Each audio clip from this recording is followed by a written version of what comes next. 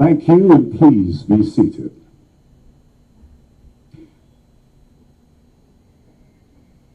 Honorable Prime Minister, good to see you again, sir.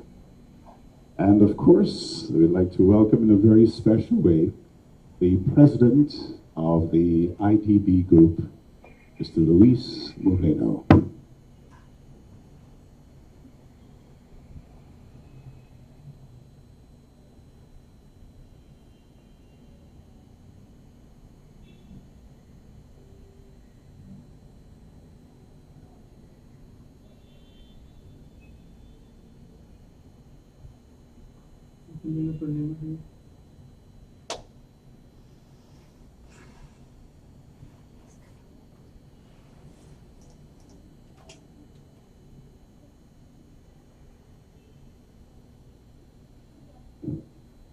Huge welcome, because this is indeed a huge event.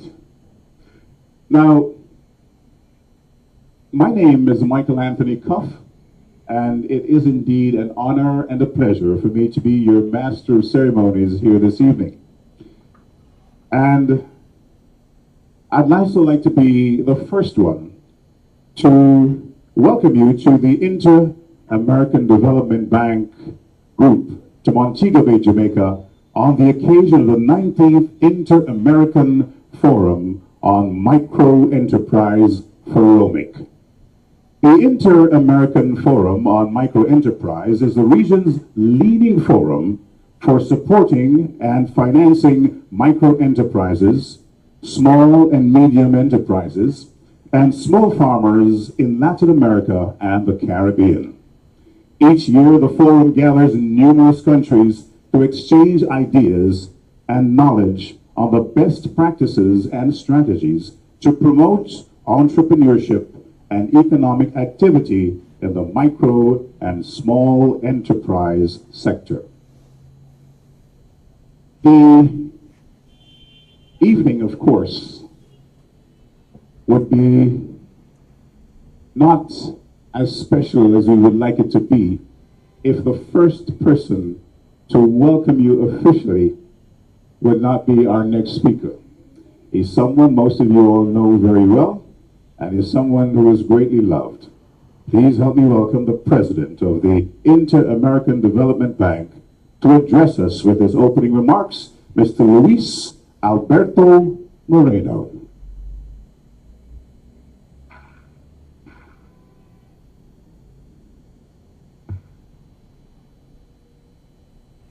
I'd like to begin by acknowledging being with us here tonight, all the cabinet members, Jamaican government, diplomatic corps, as well as many of our executive directors who are with us today, and members of the press, the senior management, Bridget, the head of our MIF and the organizer of this event. Good evening to all. In the name of those who've come here from cold climates, I want to thank the government of Jamaica for hosting this new edition of Foromic, and to thank you, Prime Minister Holness, for your country's and your people's warm and friendly welcome. And I also guess congratulations are in order, as just a couple of weeks ago, your government secured a new standby agreement with the International Monetary Fund. And this, without a doubt, is a vote of confidence in both your sound economic stewardship and, more importantly, in Jamaica's economic prospects now that, as we have seen, has achieved a more solid foundation. And that's no small feat in this volatile global economy. And we at the IDB are proud of whatever modest assistance we have been able to provide your country in getting to this point. And we also stand ready to help you speed up the transition from a process of financial stabilization to stronger and more inclusive growth that the country is on its path to achieving.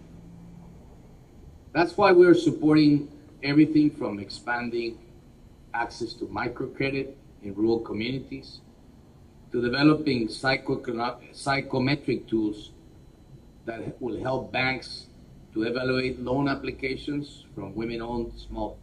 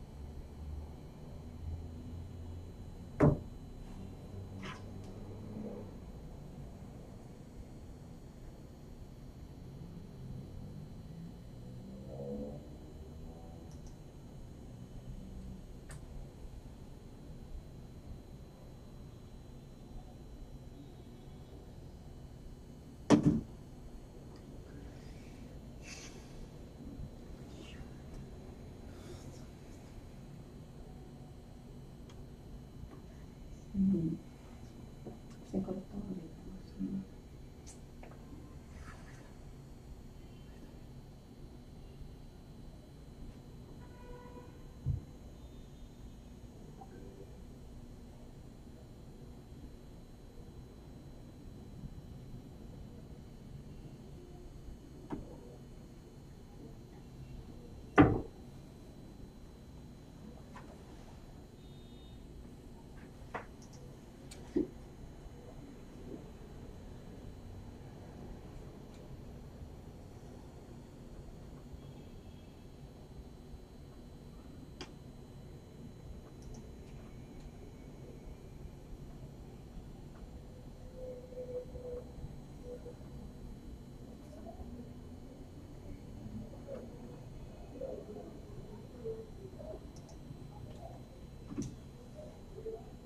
Está grabando, ¿no?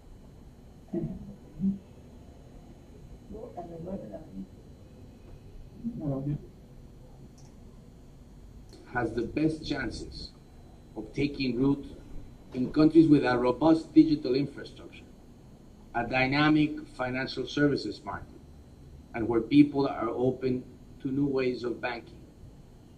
How fast can it expand? Those were that was very much at last year's Foromic in Santiago de Chile, as some of you might recall, when I mentioned at the time that Alipay, a spin-off from the Alibaba Group, China's biggest e-commerce company, since they were rebranded as Ant Financial Services, not only today do they handle millions of mobile online payments a day, they now offer money market savings products, microloans, microinsurance, and credit scoring services. In 3 years, they've grown from 400 million they've grown to 450 million users, aiming at young consumers of modest means, becoming the most valuable fintech company in the world.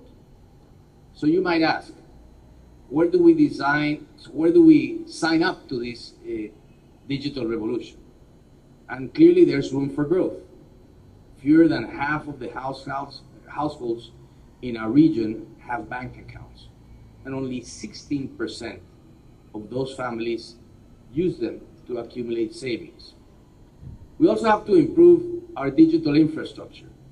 About half of our region's population has access to a mobile broadband connection. But services are much slower and much more expensive than in other parts of the world. And we have huge disparities. Some of our cities have internet service as fast and as reliable as those in Manhattan, while many of our rural areas are as poorly served as in Madagascar. But by and large, many of our countries are making the investments needed to upgrade their digital infrastructure. That leaves us with other hurdles that concern you directly. How dynamic is the financial services market in your country? How flexible are your regulators to approve innovations such as banking in the cloud? Or how willing are your customers to switch digital platforms? There are some studies about how prepared Latin American and Caribbean countries are to get on the digital finance revolution. The latest edition of the Microscope, the study that we conduct with the Economist Intelligence Unit, found that countries such as Bolivia, Colombia, Brazil, and Jamaica are among the best placed to make this leap. In talking to various stakeholders, one of the biggest problems we've encountered is that there are a decent variety of alternatives. Plus, quite often, bankers, regulators, and fintech service suppliers have trouble understanding each other. This is not as big an issue for global banks that can afford to run their own innovation labs. But smaller regional banks and microfinance institutions, as we know, don't have such deep pockets. So we think that the MIF can play a big role here, serving as a bridge for all interested parties. For example, we're planning to organize a FinTech festival at next year's Foromic in Argentina. So stay tuned for some of our upgrades. Just as we talk with you every step of the way for nearly a quarter of a century, from the days when no one spoke of microfinance as an industry, the MIF is also evolving with the times. You may have heard from many of our colleagues that we're in the process of raising more capital contributions for the MIF. The process has gone well so far, with strong support from all of our donors. This effort comes on the heels of another reform we completed last year, when we placed all of our non-sovereign lending operations under the umbrella of the Inter-American Investment Corporation, which emerged more focused and better capitalized from that process. We aim to achieve something similar with the MIF, so that it may continue to play an invaluable role as our own innovation lab. That's why we're working in a new generation of projects to tackle problems where poverty overlaps with other development issues. For example, how many have you heard about blue carbon? To put it in a nutshell, it refers to the fact that coastal and marine ecosystems store much more CO2 than forests. So when we degrade or destroy mangroves, tidal marshes, or sea grasses, we release far more greenhouse gases than if we cut down the same area of the rainforest. In many cases, this is a problem of poverty. So we're working with fishing communities in countries like Honduras in their Caribbean coast, where the lack of economic alternatives is leading to the destruction of mangroves to make charcoal or firewood. We're equally putting together a guarantee fund and offering training that will enable these communities to become suppliers to national supermarket chains, addressing issues from refrigeration to traceability and ensuring they become good stewards of those mangroves. Another example this time is in housing. It is a project to develop an app that will help potential mortgage and home improvement borrowers in Mexico on how to improve their best options. For example, there is a lender specialized in crowdfunding microloans that is interested in financing home improvements. The problem with housing loans is that it takes more time to line up enough crowdfunders to spread the risk than with a small business loan. So we're looking into providing bridge financing that will allow this lender to provide housing loans while it rounds up the necessary crowdfunders. We also want the MIF to help bring together people that we can call in the creative industries with more traditional businesses, the space of the so-called orange economy, as you have seen in this event. Let me give you a concrete example.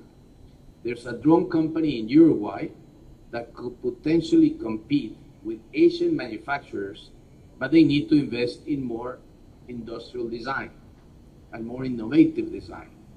There's a significant cost of making a prototype one that typically commercial banks would shoulder. So we're working with the Uruguayan National Innovation Agency to come up with a voucher system that will finance most of that cost. We're getting everybody to win, from small businesses that will gain better designed products to the designers who will find new ways to cash in on these creative talents. And we also want to discover and to encourage social entrepreneurs in places where there might be a hard time getting noticed.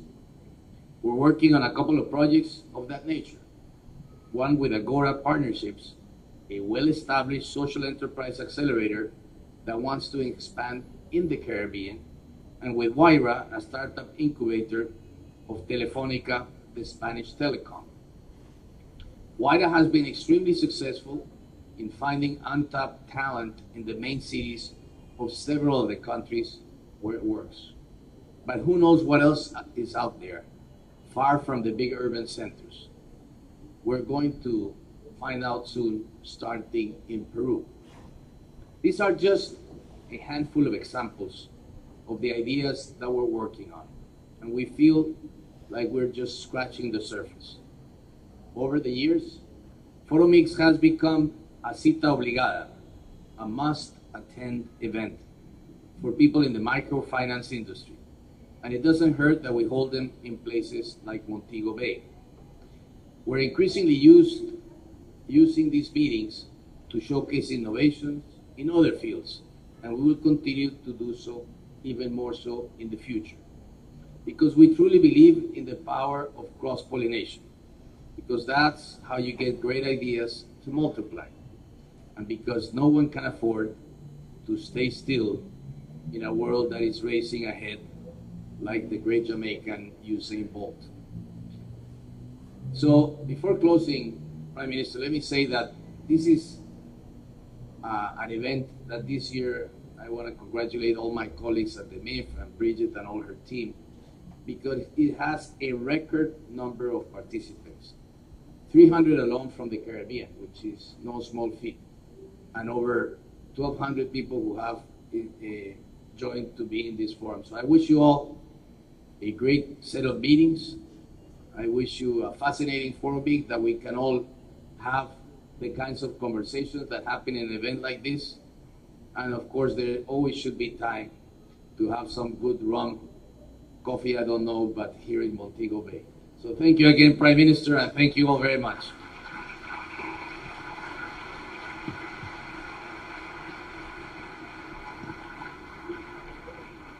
Thank you very much, President Moreno, and thank you also for the invaluable contribution that the IDB continues to make here in Latin America and the Caribbean, and of course, at home here in Jamaica.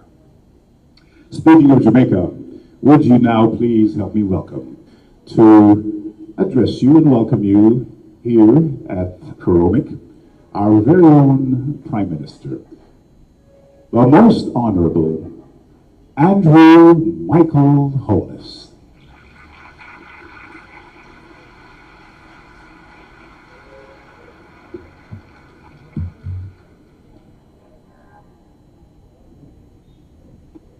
President Moreno, I would not encourage the delegates to take too much rum. I'll encourage you to have the coffee. And on the last day, you could imbibe some of our very potent rum. And let me say that you have been a very good friend of Jamaica, a very good friend of the developing world. And the IDB is doing an amazing job. And we in Jamaica, we just thought we should take this opportunity to say thanks.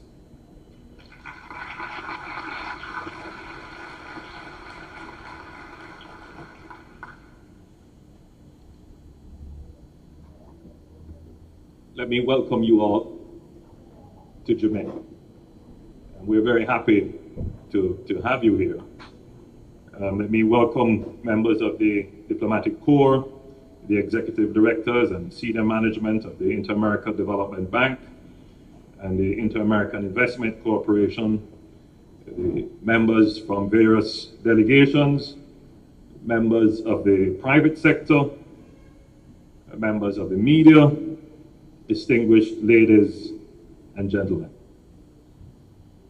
I'm very pleased to be here with you this evening to join in the opening of the 2016 Forum for Market, Investment and Capital, Foromic Conference. This is actually the second time that Foromic is being held in the English-speaking Caribbean. We applaud the Multilateral Investment Fund, a member of the IDB Group, for its continued focus on the micro, small, and medium enterprise sector as a critical pillar for empowerment and poverty reduction. The IDB Group has played an integral role in helping Jamaica to implement a series of reforms, laying the groundwork for the recent improvement in the business environment and enhanced competitiveness of the Jamaican economy. This partnership has been primarily through the Competitiveness Enhancement Program, which had among its objectives improving access to finance and financial market development through supporting the government in implementing reform of the secure transactions framework, in the creation of credit bureaus, in facilitating electronic transactions and facilitating credit to MSMEs. Continued IDB support is contemplated through a credit enhancement program, which will target the SME sector. We note with gratitude the IDB Group's continued invaluable assistance in these areas. Jamaica wholeheartedly welcomes this conference to our shores, and we are particularly pleased to host you at our Montego Bay Convention Center, which I must congratulate for recently winning its 6th consecutive World Travel Award for the esteemed Caribbean's leading meeting and conference center category.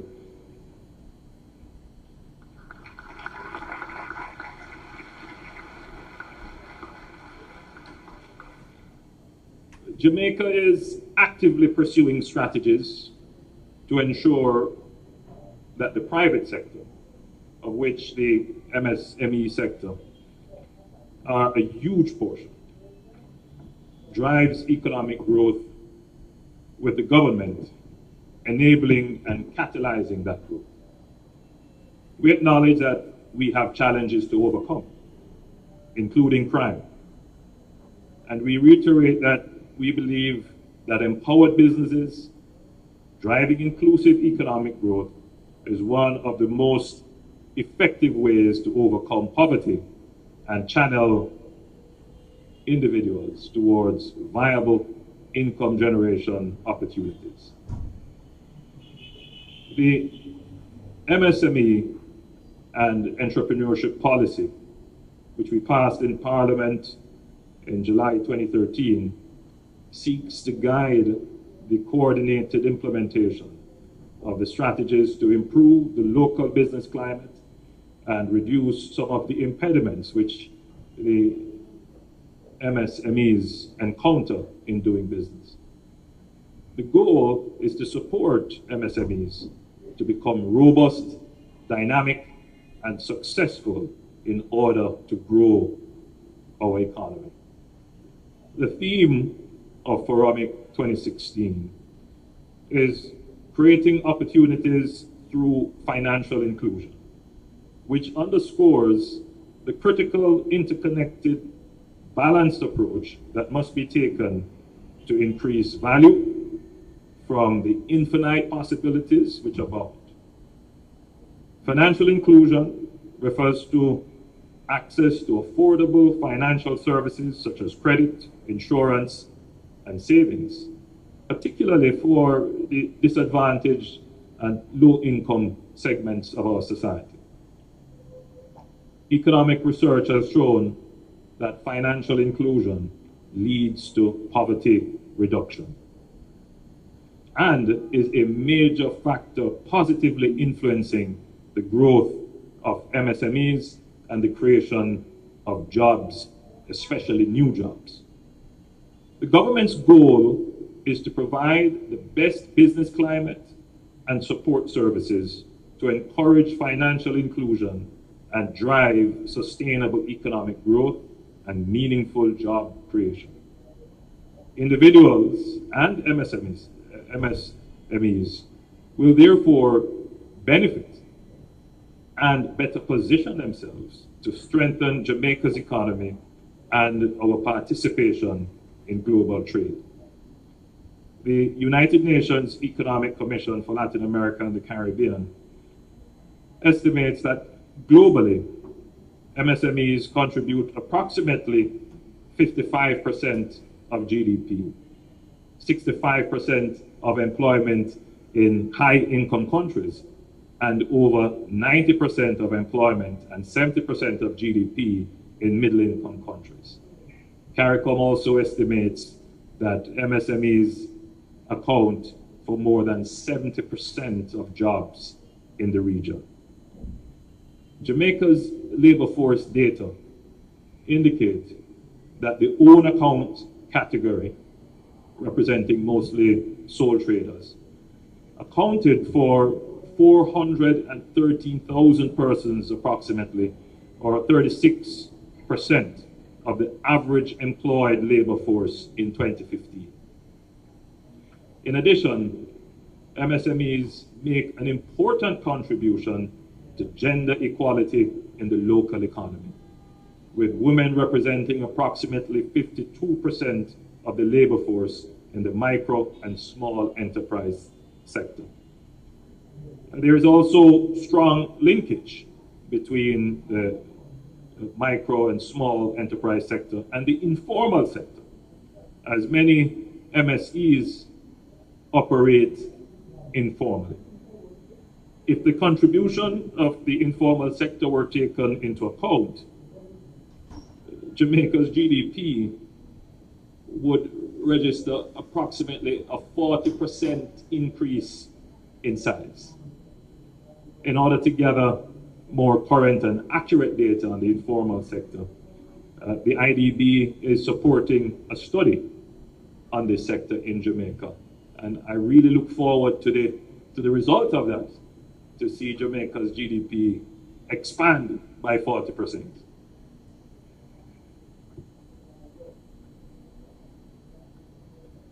MSMEs play a pivotal role in the economic stability of the region and present the greatest potential for the creation of backward and forward economic linkages, in particular with emerging sectors such as sport, animation, and business process outsourcing, in the reduction of foreign currency expenditure, the utilization of local raw materials and other resources, the enhancement of social conditions generally, the employment of youth and women, and achieving economic and social inclusion, with increased participation in financial services. MSMEs will become better equipped to operate their businesses, acquire assets, manage risks, and use innovation. In Jamaica, approximately 78% of adults have a bank account, while the rest remain unbanked, meaning that they do not have a bank account with a formal financial institution. A significant number may also be considered as underbanked, as features such as borrowing and card usage are underutilized. The government is ensuring that such financial services is not constrained by market failures that cause the cost of these services to become prohibitively high, or that cause the services to become unavailable due to regulatory barriers, legal hurdles, or an assortment of market and cultural phenomena. In order to do this, the government is reviewing the existing associated legal and regulatory framework, supporting the information environment, and educating and protecting consumers. New technologies also hold promise for expanding financial inclusion. Innovations in technology such as mobile payments, mobile banking, and borrower identification using biometric data make it easier and less expensive for people to use financial services while increasing financial security. I take this opportunity to highlight the National Identification System, the NIDS, which will be transformational for Jamaica. This project will see a cradle-to-grave biometric identification with a unique identification number being assigned to every Jamaican with the appropriate anti-fraud features. This source of identification will be considered as conclusive for the purpose of customer due diligence, not only for banks, but for all other businesses which require customer identification.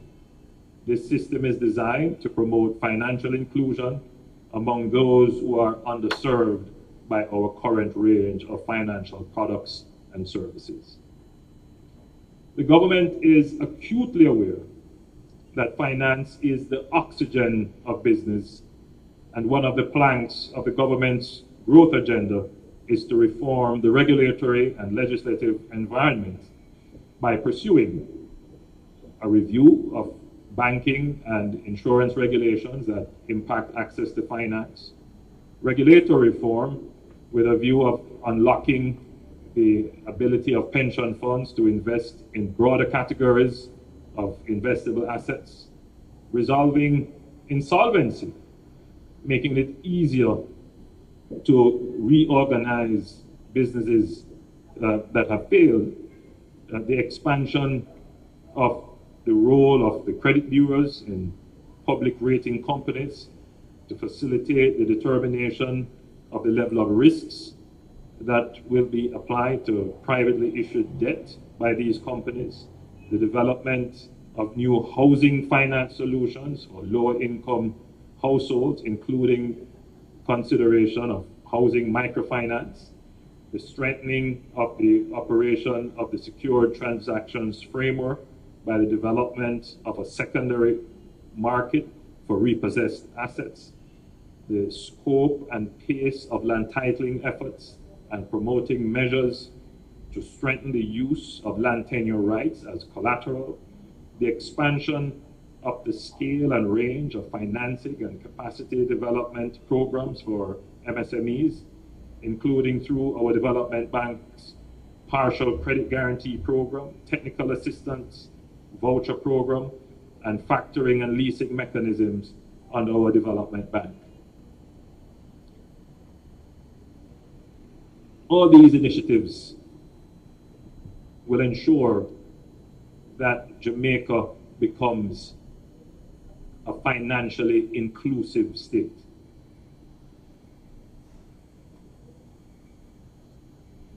The government of Jamaica is serious about financial inclusion and the role MSMEs play in achieving broad-based and inclusive growth, and is taking decisive steps to address the challenges facing MSMEs. The intention is for MSMEs to utilize their immense wealth of talent and creativity to grow into world-class companies that can compete in any arena, thus ushering in a new era of inclusive economic growth and meaningful job creation. Foromic 2016, Latin America and the Caribbean's most important conference on microfinance and entrepreneurship, plays a key role in highlighting opportunities for greater financial inclusion, and its relevance and importance cannot be overemphasized. Thank you to all stakeholders, sponsors, panelists, and participants for your continued invaluable contribution to a successful Foromic 2016. I know that this will be a remarkable 3 days as you examine emerging trends and innovative strategies, ultimately leading to sustainable development. I thank you.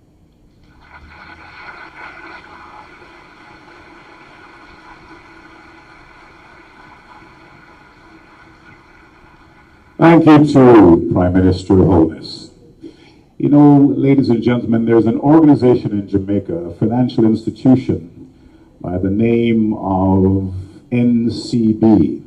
And when it comes to nation building, they have been really instrumental in that particular area. And I see Audrey Tugwell Henry and a number of executives from NCB here this afternoon. And one of the reasons that I am taking time to mention them is that this opening ceremony, and indeed the cocktail hour, which you will enjoy at the end of the evening, they have underwritten the event, and so we thank them very much. NCB, thank you.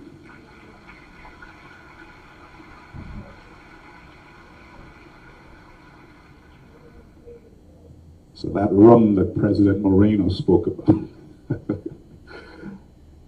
We will now proceed with the Inter-American Awards for Financial and Entrepreneurial Innovation. Now, every year, the Multilateral Investment Fund, member of the IDB Group, acknowledges innovative initiatives focused on financial inclusion and the development of SMEs in Latin America and the Caribbean. In 2016, the categories for the Inter-American Awards for Financial and Entrepreneurial Innovation are Innovation in Financial Services to Promote Inclusion and the Local Innovator Award.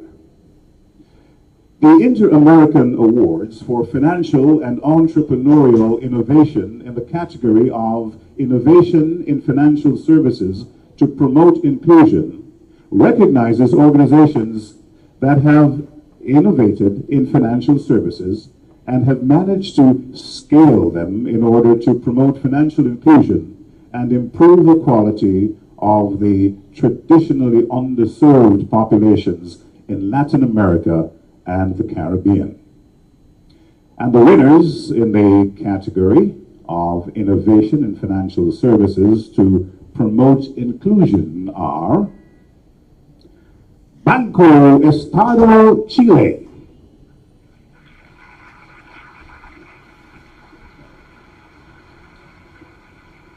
and Acceso Crediticio from Peru.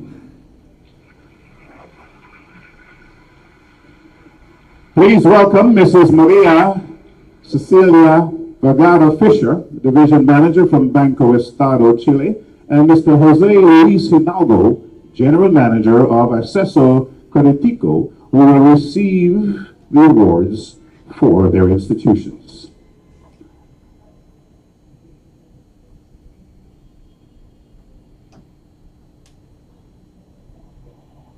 And that's a very proud moment for them.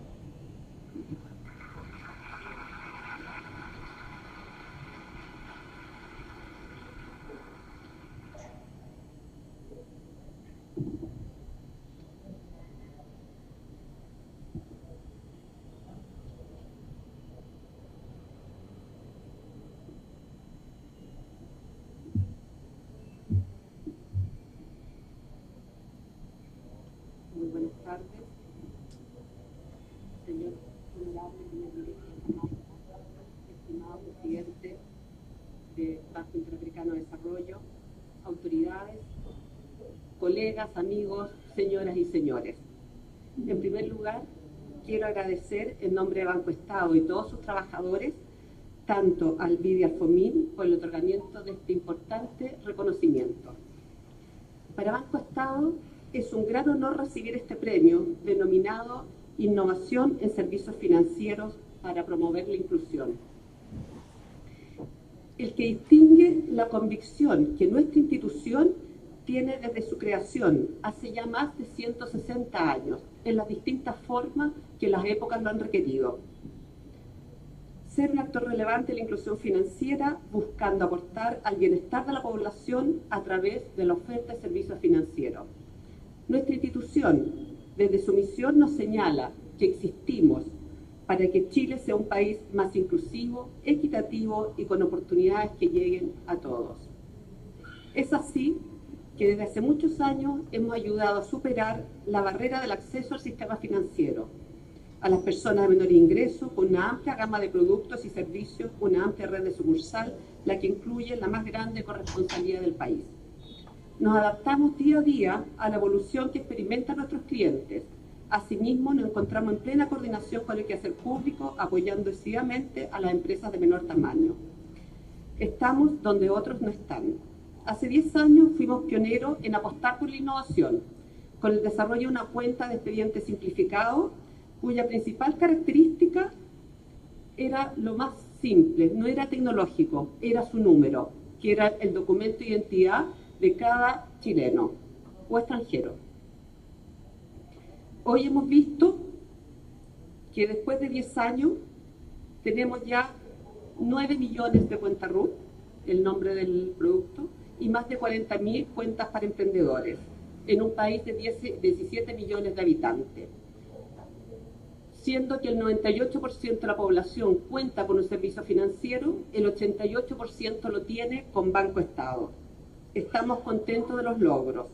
Este premio reconoce el trabajo de más de 12.000 trabajadores, quienes con su compromiso diario, claro, con todos los habitantes de Chile y el Estado, contribuyen en el proceso de modernización de nuestro país y nos ha permitido así transformarnos en un banco público de clase mundial, que prioriza, por sobre todo, la integración social a través de la inclusión. Por eso, con mucha humildad, agradezco el poder estar acá y sabemos que Banco Estado le hace muy bien a mi país. Muchas gracias, muy amable.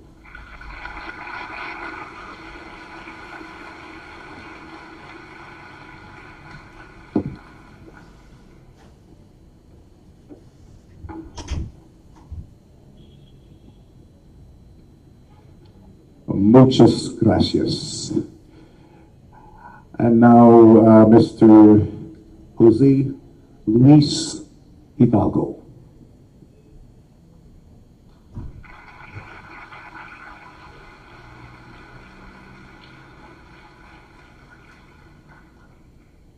General Manager of Acceso Crediticio.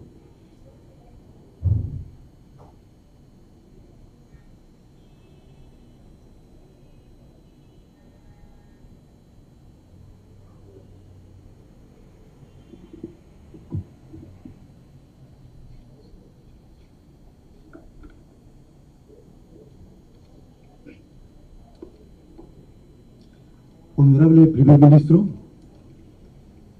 de Jamaica, distinguido Presidente del BID, no tienen idea la emoción con la que quien habla y el resto de trabajadores de Acceso Crediticio recibimos este reconocimiento.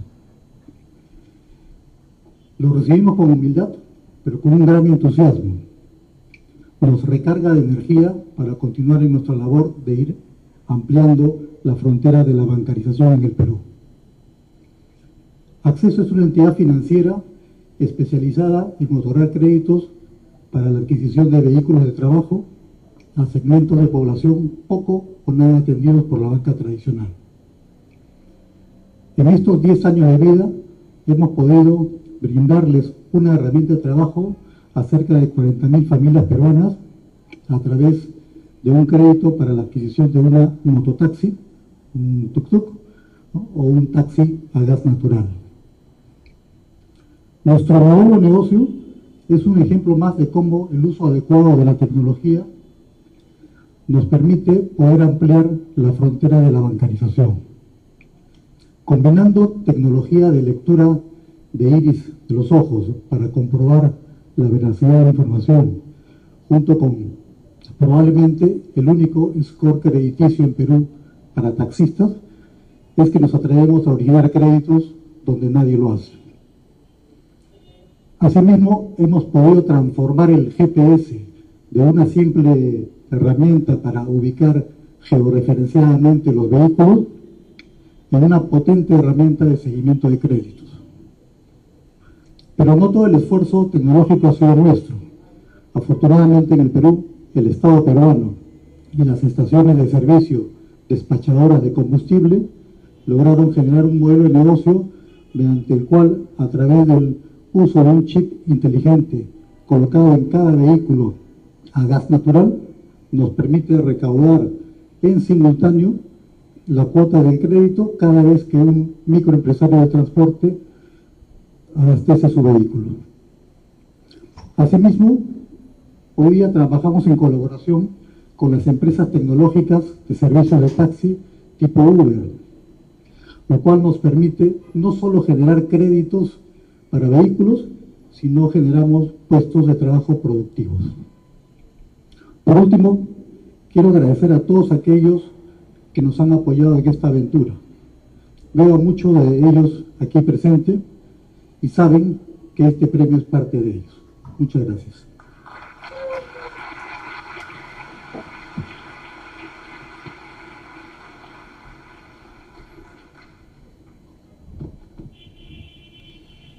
Congratulations once again, Señor Hidalgo. We now continue with the Local Innovator Award that recognizes a micro, small, or medium-sized business that has created a product, good, or service, or process, new marketing method, or new organizational method that has significantly improved or changed its market segment on the Jamaican landscape. The award focuses on the following categories: 1, agriculture; 2, food and agro-processing; 3, environmental sustainability and energy; and 4, engineering,